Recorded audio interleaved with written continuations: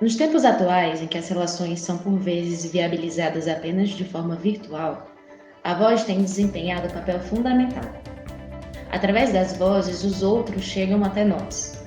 Exercendo suas potencialidades, as vozes se manifestam de múltiplas formas e afirmam a vida com seus cantos. Isso que eu acabei de ler para vocês é a introdução do 8º seminário Vozes Performáticas, Canto para Sobreviver. Esse é um seminário que vai acontecer do dia 12 ao dia 14 de novembro, devido à pandemia em formato online. Eu sou Yasmin Gomes, esse é mais um episódio do podcast Sem Cortinas, que hoje vai falar sobre voz. Vozes performáticas, múltiplas vozes.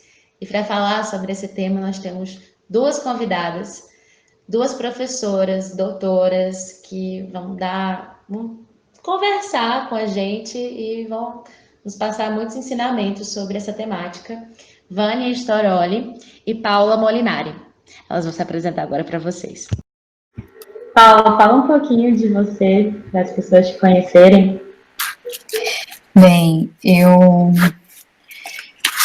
eu sou formada, né? Minha formação ela é bastante diversa, né? Eu sou formada em canto. Era ainda no momento da minha formação, não havia opção para se escolher alguma corrente do canto, mas a única opção era canto lírico. Eu gostava muito, não foi para mim um problema, isso, na verdade, era a minha escolha, mas logo mais apareceram opções distintas, né? Então, eu sou formada em canto lírico, depois fiz o meu mestrado na fonoaudiologia, buscando uma conexão com a voz, que ela pudesse me trazer uma visualidade que estava inscrita no corpo dos processos que eu escutava como cantora. Então eu tinha muita curiosidade de saber como que isso acontecia fisicamente, né, no meu corpo. Dali para uma formação em doutorado em comunicação e semiótica, bastante interessada nas visões possíveis, né, nas perspectivas que a semiótica poderia agregar ao estudo da voz, aí naquele momento já concentrada no que a voz trazia como um intimema, né, aquilo que a palavra não diz, né, o que está por trás desse discurso. E, mais recentemente, o meu pós-doutorado, que é uma conexão entre ecologia acústica, então, portanto, voltada para o meio ambiente, para a criação artística, sempre a partir da voz. Então, a voz como centro, como aquela que movimenta todos esses processos, né? Essa formação acadêmica, oficial. E também, né, nesse tempo, entre o meu mestrado e o doutorado, eu fui para uma comunidade artística chamada Roy Hart Theatre, que naquele momento também já consolidava um centro artístico, o Centro Artístico Internacional Roy Hart, que fica no sul da França. Então, vivi essa comunidade que estava em transição para uma atividade somente com o centro artístico e me formei professora Roy Hart, que significa dizer Roy Hart Voice Teacher, e que aí é uma formação bastante ampla, em que não existe uma fixação em uma expressão artística, mas é onde artistas de distintas expressões se encontram com uma busca comum, a voz como disparadora dos mecanismos de criatividade, de criação. Acho que é isso, num primeiro contato aí que eu posso sintetizar. Ótimo, tem bastante coisa, né? E agora eu vou passar a palavra para a Vânia. Bom, Muito legal já ter tantos estímulos para falar sobre a voz. Eu acho que os nossos interesses, eles acabam por se tocar. A minha formação também é da música, só que eu tenho como meu primeiro instrumento o piano.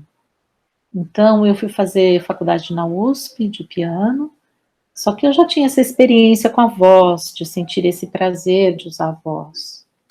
Já tinha tido isso fazendo teatro amador, e depois, quando eu estava na USP, eu comecei a cantar também no coral USP. Então, isso reforçou esse lugar da voz. Então, eu passei a ter muito mais atividades, na verdade, com a voz do que com o piano. Porque a voz traz muito essa questão do corpo. E isso, para mim, era algo bastante sedutor mesmo.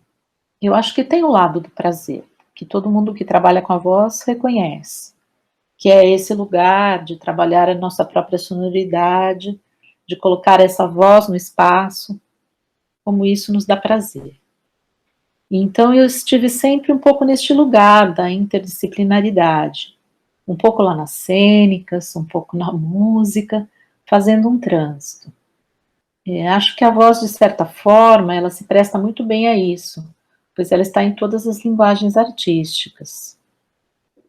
E eu tive a chance de morar fora, de me especializar na Alemanha, onde eu me especializei exatamente nesse assunto, nas relações entre voz e movimento.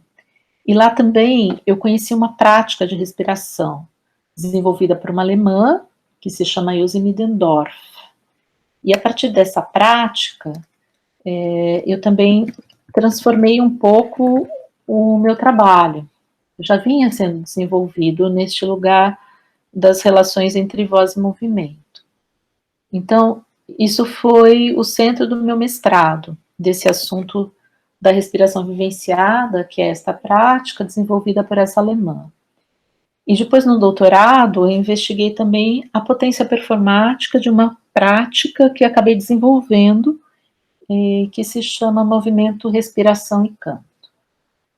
E assim como a Paula colocou, eu também fiz pós-doc, e o meu pós-doc também tem como foco essa voz como propulsora dos processos criativos. Então, aí eu investiguei como essa voz transita pelas diferentes linguagens, como ela pode deflagrar processos criativos e realmente dissolver as fronteiras. Tanto que meu projeto se chamava Vozes Performáticas Dissolvendo Fronteiras. E nessa trajetória, eu tive contato tanto com um grupo de estudos da cultura do performativo, lá na Freie Universität Berlin, que é um grupo que foi criado e coordenado por Erika Fischer-Licht, uma importante teórica do teatro, e também lá tem um grupo específico que estuda a performatividade da voz, do qual eu fiz parte como pesquisadora. No título desse episódio está escrito vozes. E aí eu queria perguntar para vocês o que é essa voz no plural. Como que a gente pode pensar essa voz no sentido singular, nosso, mas no sentido mais universal também, dessas vozes que a gente tem, que a gente nem sabe que tem, né? E que isso é tão essencial no teatro também, a descoberta dessa pluralidade. Então, posso falar um pouquinho, depois talvez Paula também possa completar, né? Eu gostaria de começar citando essa pesquisadora que estuda a performatividade da voz lá na Freie Universität Berlin, que é a Doris College, que inclusive foi a minha supervisora lá no estágio ainda de doutorado. E ela fala assim: nós temos uma voz e ao mesmo tempo somos uma voz, né? Então essa voz, ela se apresenta como uma figura paradigmática de transcendência, né?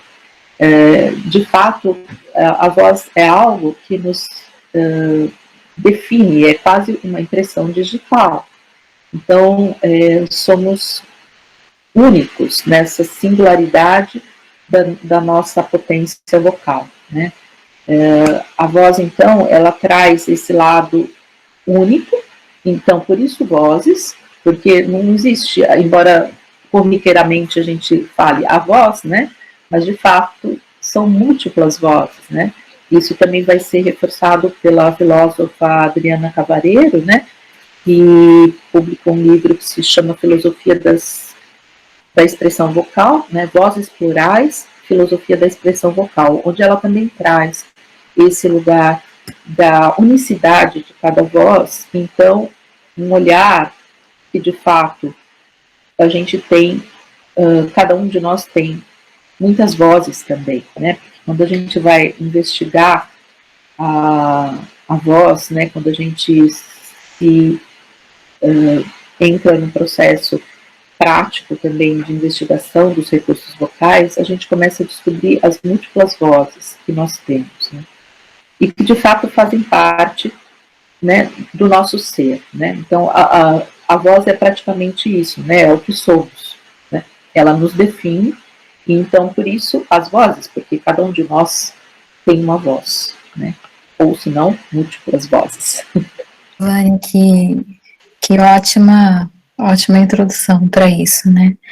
Eu fico aqui sempre com uma frase que ela é constante para mim, né? Na prática docente, na prática artística, que é o reconhecimento das vozes da minha própria voz.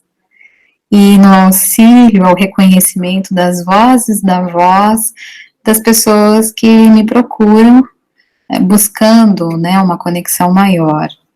E aí, uma das coisas que a gente se pergunta, né, poxa, quando eu falo a gente se pergunta, eu falo estudiosos da voz de maneira geral, né, como é que a gente concebe isso? E aí, puxa, a fonoaudiologia, ela fala assim, bom, o órgão da voz, né? Em que lugar que a voz ela está? Como é que tem como eu dizer, né? Como é que a voz se produz de fato? Então a gente sabe que a gente se limita a uma descrição física que aí vai incluir um aparelho, que é um aparelho respiratório. Mas vamos pensar numa voz completa. Essa voz completa não é só aparelho respiratório, né? Ela não é só laringe. E seria uma redução muito grande, né, a gente falar de voz, porque essa voz completa, ela é constituída, então, de muitas outras vozes, inclusive a voz pensamento, né, essa voz que dialoga dentro de nós, dessa escuta interior, que se constitui como uma voz interna, uma inner voice. Eu gosto bastante desse termo, né? Porque são tantas. A gente, quando pretende formular alguma ideia, a gente entra em discussão com todas essas vozes internas, antes de fato, vocalizar essa ideia, né? Em formato de fala, ou em formato de um discurso mais eloquente ou em formato de canto. E ao mesmo tempo em que a gente produz essa voz, que a gente está colocando essa voz vocalizada para fora, existe uma dinâmica interna de vozes nos informando e nos convidando a processos decisórios para que ela venha à tona como sonoridade. Então, isso para dizer, por que vozes? Porque o resultado que a gente ouve a uma voz, ele é fruto de um acordo de muitas vozes geradas internamente também. Então, de que voz, né, eu estou falando? Então, eu estou falando de uma voz gerada por muitas outras vozes, voz social, que é uma voz histórica, que é uma voz genética, que é uma voz política, que é uma voz psíquica, uma voz que é um ser sonoro. Então, eu gosto muito do termo, ser sonoro. Aliás, uma das últimas pesquisas e investidas que eu tenho feito é nessa relação com a voz e o nosso impulso como seres humanos, que somos constituídos de uma energia que nos movimenta, né? E aí, nessa busca, eu tenho a ajuda de um estudo de uma pianista aí, Vânia, assim, entrando para os campos de conhecimento comum, né? Uma pianista chamada Fedora Birasturi. Ela era argentina, mas ela passa a trabalhar a partir da percepção da que nos torna vivos, né, a energia física do corpo. E, puxa, então a gente pensa numa voz histórica, psíquica, numa voz cultural, a gente também pensa numa voz espiritual, né, também tem isso, existe uma dimensão da própria expressão artística, né, que precisa ser tocada. A professora Silvina Schneider, ela, que também é estudiosa da voz, a gente tem guiado um trabalho que se chama Ser Sonoro. E agora me veio a ideia de falar isso, ser sonoro. Então, de que voz nós estamos falando? Ou de que vozes nós estamos falando? Nós estamos falando de uma voz que é ser, né? Que é um ser sonoro. Essa força de vocalização, que contém todas essas dimensões. Não é apenas um construto estético, mas ela é uma construção humana. Provoquei você, Vânia, tá bem? Não, sim, sem dúvida, né? Porque acho que daí também advém a dificuldade, né, em se trabalhar com a voz. Porque, assim, como professoras, né, e pessoas que trabalham junto à criação artística, seja na música ou no teatro, a gente vai estar trabalhando com pessoas, né?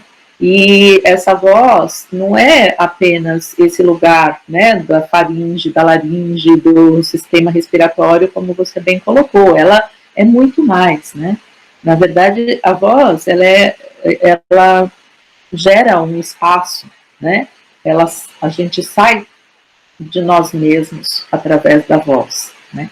Ela não está nem na gente, nem no outro, ela está sempre nesse trânsito, né? Na verdade, ela existe, né, quando ela é ouvida, né? Então, uma voz é sempre ouvida, né? Mas ela traz todos esses componentes, e daí também vem a dificuldade, porque quando a gente vai trabalhar com a voz, a gente vai estar trabalhando, sim, com toda essa informação que já vem da pessoa, né? Seja a formação cultural dela, as tradições que ela carrega, né?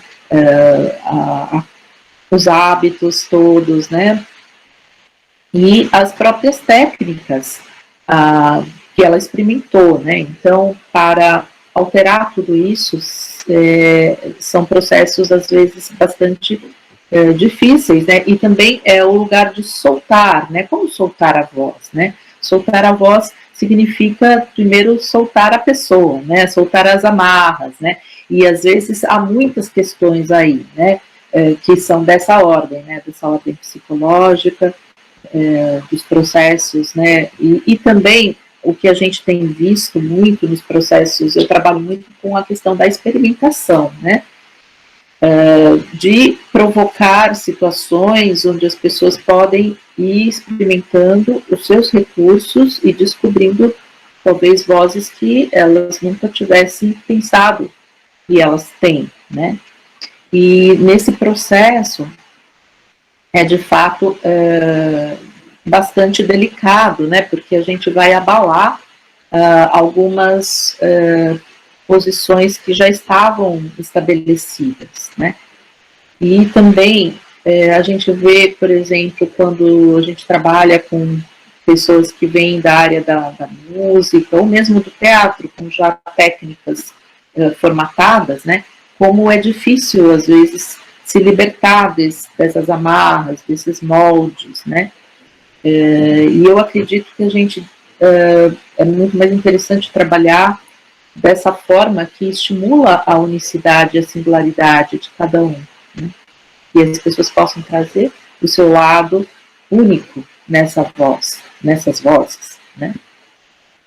Então, não se trata de trabalhar com esse conceito de molde que um pouco pertence a uma tradição, né, do próprio ensino vocal, ensino de canto, né, e sempre tentou conformar as pessoas a certos moldes estéticos, mas se trata de um outro pensamento agora, né, de tentar estimular a própria trajetória de descoberta né, dessa pessoa que está, com quem a gente está trabalhando, né? Então, estimular que ela possa descobrir as suas próprias potencialidades.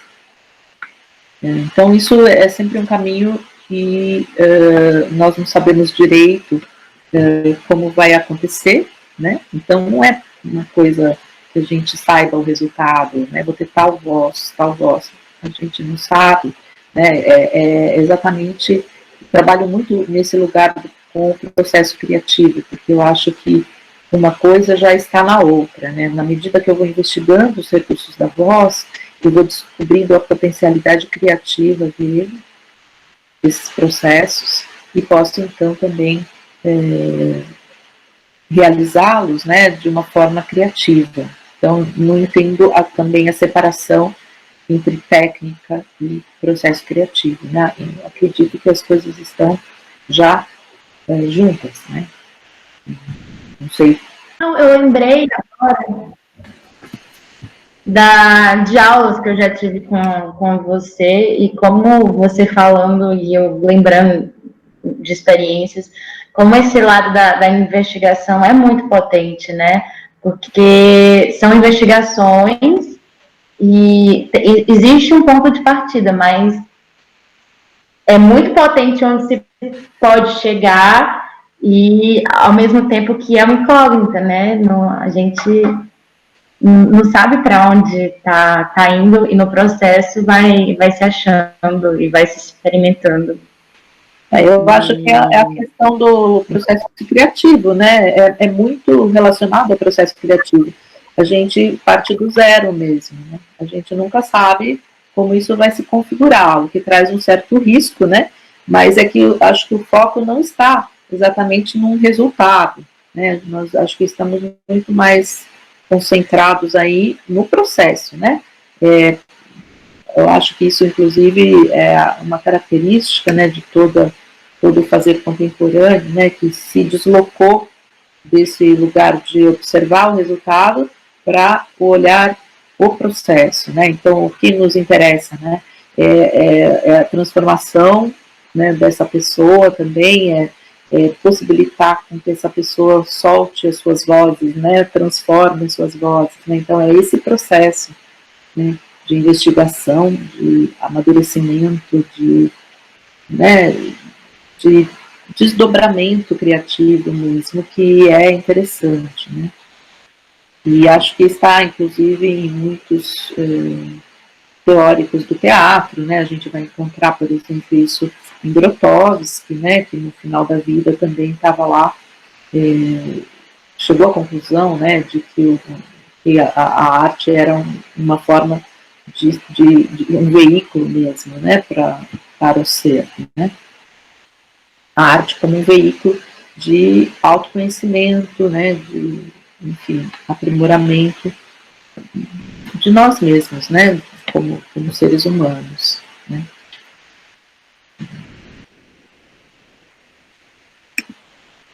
E aí, entrando também nisso, a gente tem a voz que eu acredito que eu tenho, né, e a voz que me solicita. Existe essas duas vertentes. E aí eu queria provocar um pouquinho vocês nesse sentido de como que a voz, ela pode nos desafiar e pode fazer a gente sair do lugar que a gente está. Pode falar um pouquinho, Paulo? Eu estava aqui ouvindo a Vânia e fazendo algumas anotações, até porque cada vez que uma de nós fala, acho que começam a surgir tantas questões, né? E eu acho que o que eu vou dizer acaba atendendo um pouco até o Yasmin, que você nos provoca, sabe? Me chama muita atenção como que a voz é desesperadora desse processo, e que a gente chama de processo criativo, né? Que no fundo significa uma sensação de confiança.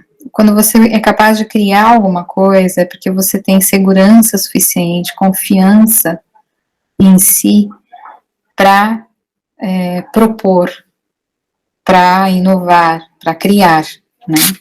Então, o processo de desenvolvimento vocal, seja ele por experimentação, seja ele até mesmo por uma forma mais tradicional, que está mais relacionada com treinamento vocal, em certa medida ele sempre vai disparar uma relação de desafiar você a encontrar lugares que eu vou chamar de vozes, então encontrar vozes que antes elas eram desconhecidas.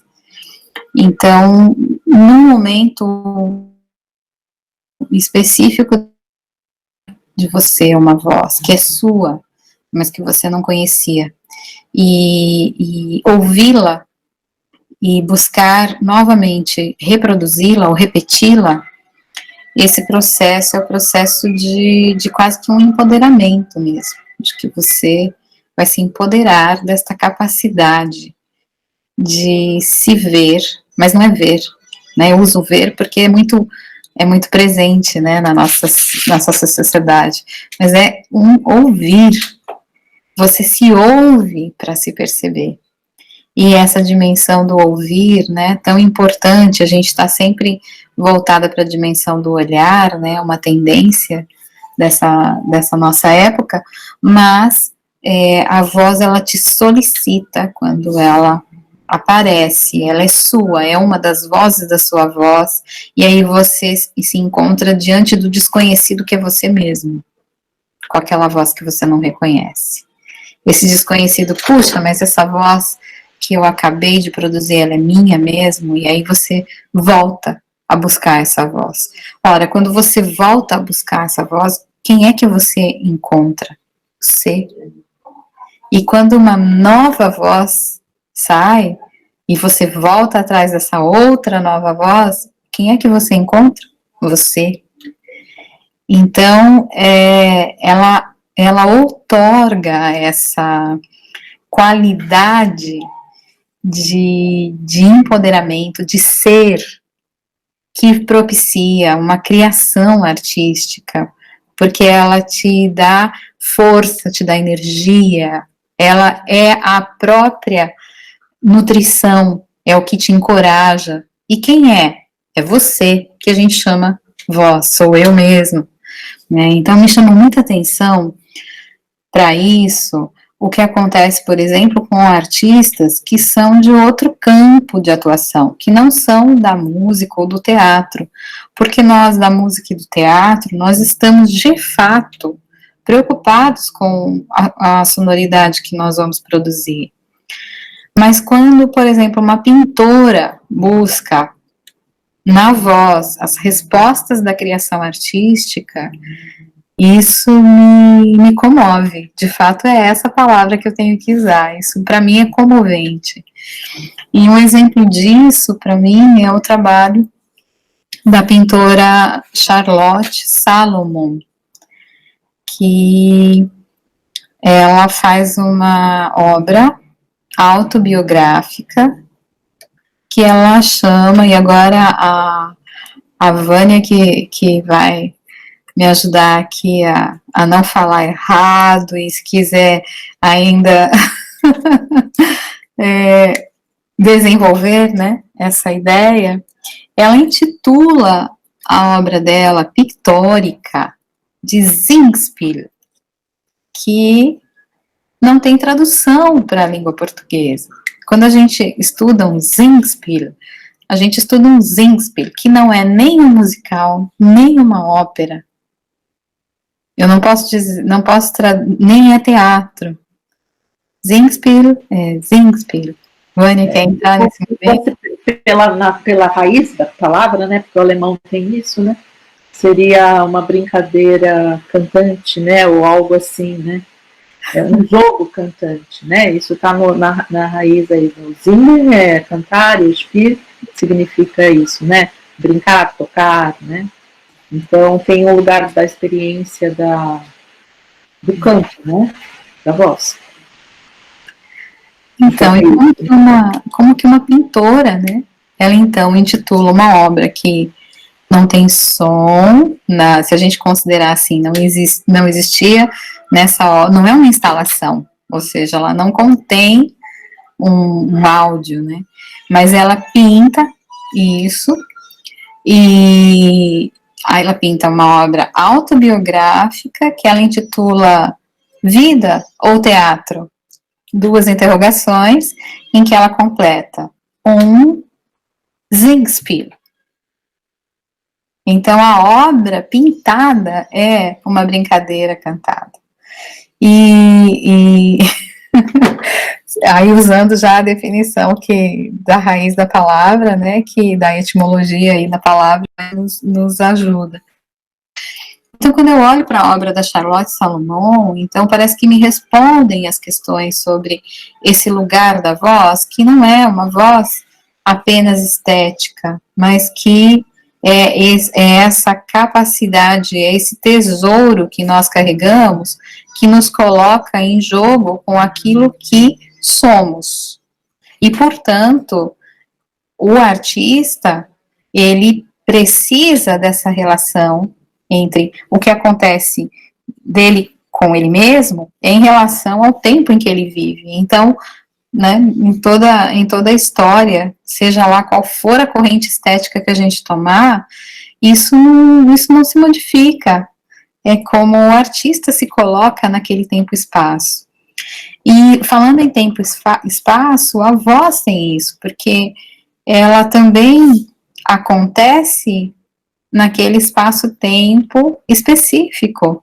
E o que emerge ali naquele momento, que pode ser novo para quem canta ou fala, aquela voz que você diz assim, mas sou eu, ela é própria daquela situação. Então, quando a gente passa a ouvir aquilo e tenta retornar para ela, você está num exercício de alteridade, ou de uma alteridade que é de você com você mesmo. Se é que a gente pode chamar assim, né? Então, aí eu vou retornar ao início, que é o prazer, né? Porque eu acho que todos que já experimentaram esse processo, né, percebem isso, né? Com esse enorme prazer quando a gente, né, tem esse momento de descoberta dessas vozes, né? Porque, de fato, no nosso dia a dia, a gente tem usado a voz de uma forma muito limitada, né? Então, quando a gente tem essa possibilidade de experimentar outros lugares, outros espaços, né, dessas vozes que vêm, né, a gente realmente tem um prazer enorme, né, e daí a gente percebe como a gente fica até, às vezes, espantado, né, com os sons que a gente pode produzir, né, nesses processos, porque eles furam esse lugar, né, das sonoridades que a gente está muito conformado, né? A gente não pode falar mais alto, a gente não pode fazer aquele som, a gente tem tudo isso na nossa cultura que nos limita, né? E nesses processos de investigação, então, a gente pode expandir e descobrir coisas que a gente realmente nem, né, pensaria que a gente pode trazer né, como forma vocal, né? E nessa conexão, quando ela existe profundamente com o corpo, né, essas sonoridades também vêm com, né, de uma forma muito natural, né, sem que a gente precise exatamente se preocupar com questões mais técnicas, né, porque o corpo acaba conseguindo, né, trazer essas vozes de uma forma confortável. Né? E acho que também temos aí um lugar, né, de viajar na sonoridade das palavras, né, então, de sair desse lugar da razão só, né, eu acho que é uma libertação, né, que esses processos permitem, que é se libertar dessas amarras da linguagem, né, que nos levam muito para esses processos racionais, né, então, são outros caminhos, né, que vão aparecendo quando a gente trabalha nesses processos de experimentação vocal. Por isso que, né, quando eu olhava, né, para a obra pictórica da Charlotte, e olho ainda, né, me inspira demais. E uma pergunta que eu tinha era, como é que a Charlotte bebia da voz, né, como é que bebia, não sei nem que termo utilizar, né, e tem isso também, que a gente não pode esquecer de dizer, nos estudos da voz a gente não tem termo, né, ainda, para expressar essa voz da qual nós estamos falando aqui, que não é uma voz, mas são vozes, nos faltam, né, formas de explicar. Concordo totalmente, os termos a gente precisa recriar, porque eles estão, né, muito viciados, né, a gente realmente, para falar de novas formas, a gente também precisa, talvez, inventar novas palavras aí, né. Muitas vezes a gente fica tolhido, né, na descrição, porque não está ainda, isso não está incorporado no métier, os termos para usar quando a gente trata de uma voz tão ampla. Né? Então eu ficava me perguntando como é que a Charlotte, então, ela, para criar uma pintura, ela, então, começava isso a partir da voz. Como é que acontecia? Porque como cantora, como atriz, ou seja, jornalista, bom, eu conseguia me colocar nesse lugar e entender a conexão com essa voz. Mas, e a pintura, né? E aí, bom, eu fui olhar as pinturas da Charlotte e ela pinta e muitas vezes ela escreve, né, na pintura, frases, muitas frases. Na obra completa, tem páginas e páginas dela que ela pintou o que ela queria dizer, né, com palavras mesmo. Mas também tem uma grande parte ali que a pintura em si, ela é bastante complexa, ela é cheia de provocações com quem a visita. E aí eu ficava aqui me perguntando, será que a Charlotte cantava? Que a gente fala da voz, mas a minha pergunta era também, será que a Charlotte cantava? Será que fazia parte do processo criativo da pintora Charlotte Salomon cantar? E sim, as cartas da dona da pensão em que estou durante uma fase. Então, a dona dessa pensão, que a Charlotte Salomon estava e que pintava ali, ela se lembrava da época exata em que a Charlotte esteve na pensão, porque ela se lembrava da Charlotte cantando. Então, diz que quando ela pintava dia e noite, ela cantava dia e noite. Ela não parava de cantar. E puxa vida, então depois de ter essa informação, né, que não está na obra da Charlotte Salomon, que você não encontra no catálogo comentado da obra, mas que está nas cartas da dona da pensão para o editor do catálogo de obras, né, Marthe Péché. Então, que a Marthe Péché conta como é que ela ficava ali envolta naquele universo sonoro para pintar, e era um universo sonoro que era da própria voz, né, da pintora. Puxa, né, como a gente vai ainda... A gente não pode deixar de falar de uma voz ampla, como nós propomos agora, de uma voz, a voz tal, voz performática, a voz que dispara um processo de criação aí que alimenta, não só dispara, ela alimenta, ela refaz um processo criativo, né, que está colocando aí em jogo. Então, a Yasmin perguntou, né, o que a voz me solicita também. E o que a voz me solicita? Ela vai te provocar o tempo todo, essa voz desconhecida, ela te provoca, porque ela é desconhecida, como assim, se ela sai de você, se ela sai de mim? Então, aquela que eu conheço, ela para mim é necessidade, né, então eu preciso ir até lá. E aí o Alfred Wolfson, que é esse autor com o qual eu dialogo há muitos anos, né, ele diz o seguinte, né, numa frase dele, eu estou fazendo aqui uma tradução de uma frase dele: quero enfatizar que, quando eu falo em cantar, não vejo o canto como exercício artístico, mas como possibilidade e meio de se conhecer e de transformar esse conhecimento na vida consciente. E aí, em outro lugar, ele vai dizer assim: cantar está relacionado a qualquer coisa.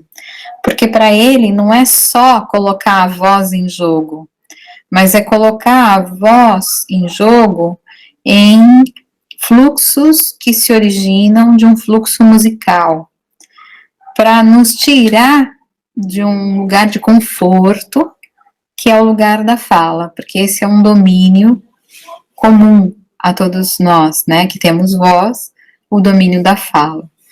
Então, tá aí, Vânia, Yasmin, tô aqui provocando, agora é com vocês. Aí eu vou levar um pouquinho esse lugar do canto, né, porque a gente pode lembrar agora do tema, né, do seminário, né, que é o canto para sobreviver, né, porque, de fato, né, eu acredito que todos nós cantamos, né, e talvez o canto tenha se originado antes da própria fala, né, posso supor isso, que, né, as nossas vozes já sempre foram uma espécie de canto, né, na verdade eu entendo todas essas sonoridades que a voz produz como uma espécie de canto, né, e tradicionalmente todos nós utilizamos a voz, né, de alguma forma, nos momentos difíceis, ou mesmo, né, nos momentos prazerosos, né, nós trazemos, né, essas formas de canto, né.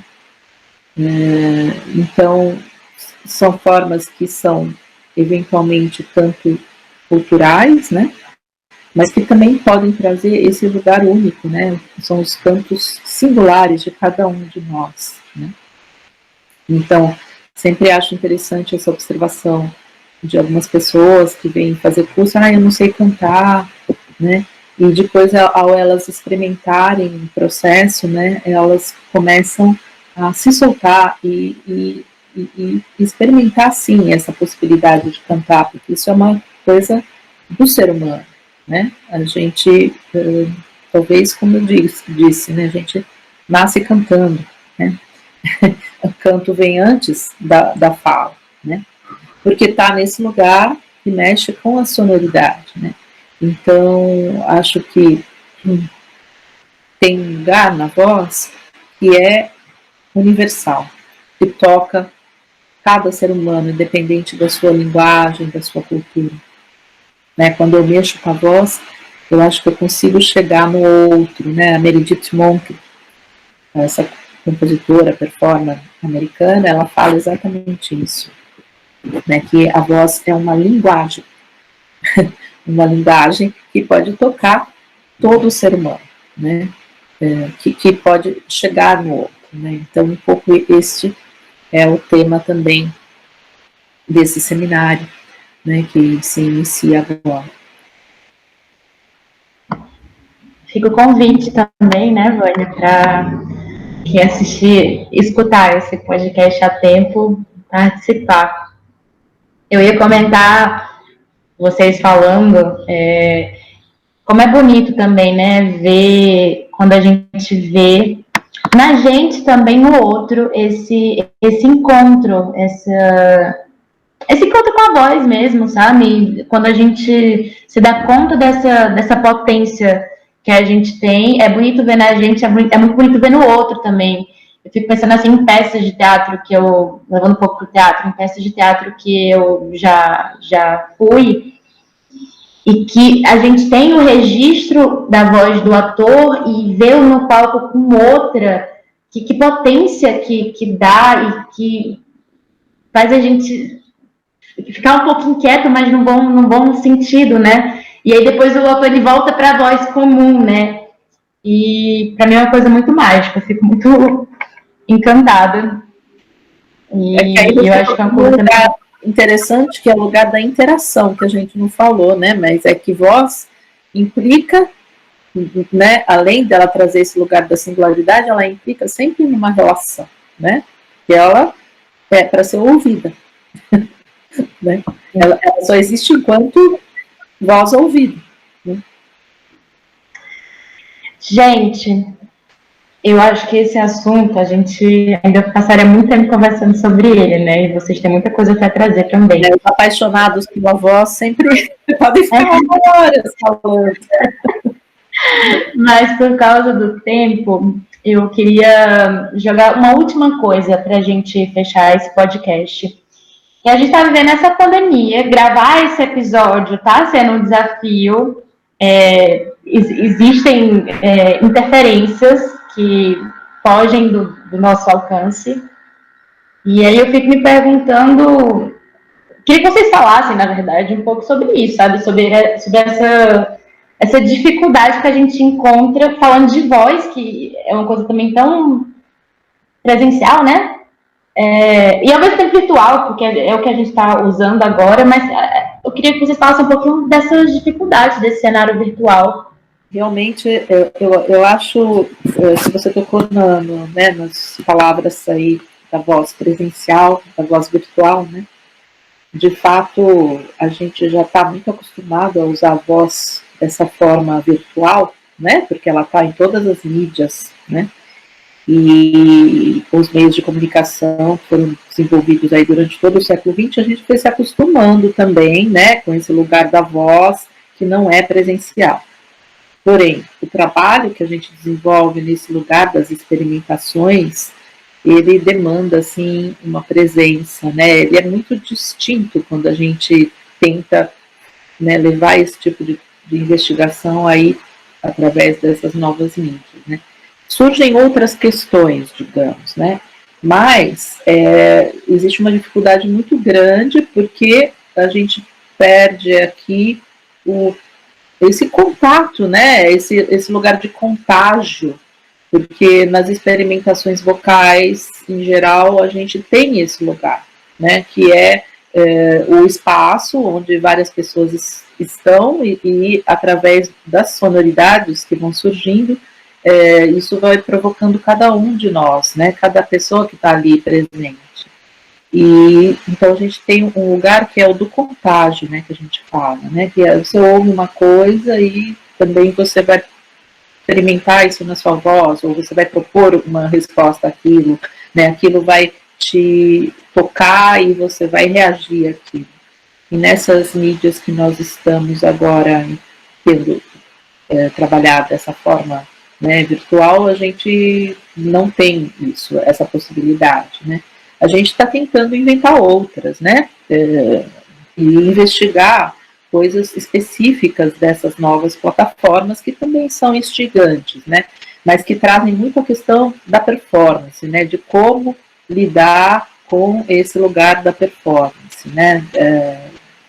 Cênica mesmo, né?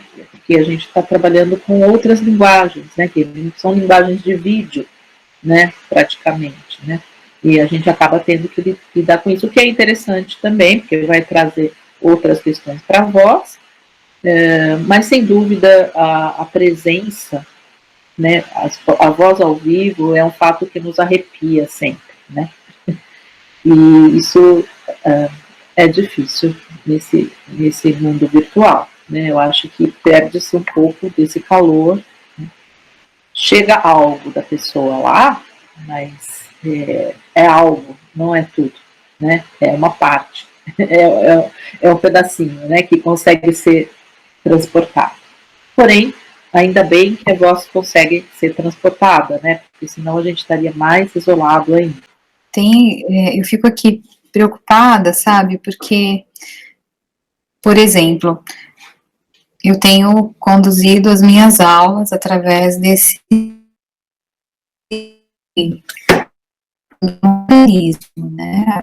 A gente usa distintas plataformas de interação e nas distintas plataformas a gente vê que tudo foi pensado para a fala. Então, a qualidade do áudio, ela é suficiente para que a gente converse nela, não para que a gente tenha a condição de ouvir a voz da maneira que os estudiosos da voz, como nós, quem quer ouvir um pouco mais de cada voz, necessitaria. Da mesma forma, para a gente se colocar em performance, né? Quando a gente se coloca em performance aqui, nessa base, né? A gente vê que perde muito, porque além de toda a questão da presença mesmo, como contato, como construção de um espaço comum de partilha, e que tem a ver também com o espaço, o ambiente, que também existe um ambiente virtual, sim, mas quando esse ambiente virtual, ele está restrito sonoramente, em que se investe muito em que eu possa trabalhar outras questões, mas menos o contato com a sonoridade, ele então já começa me tolhindo de determinadas práticas.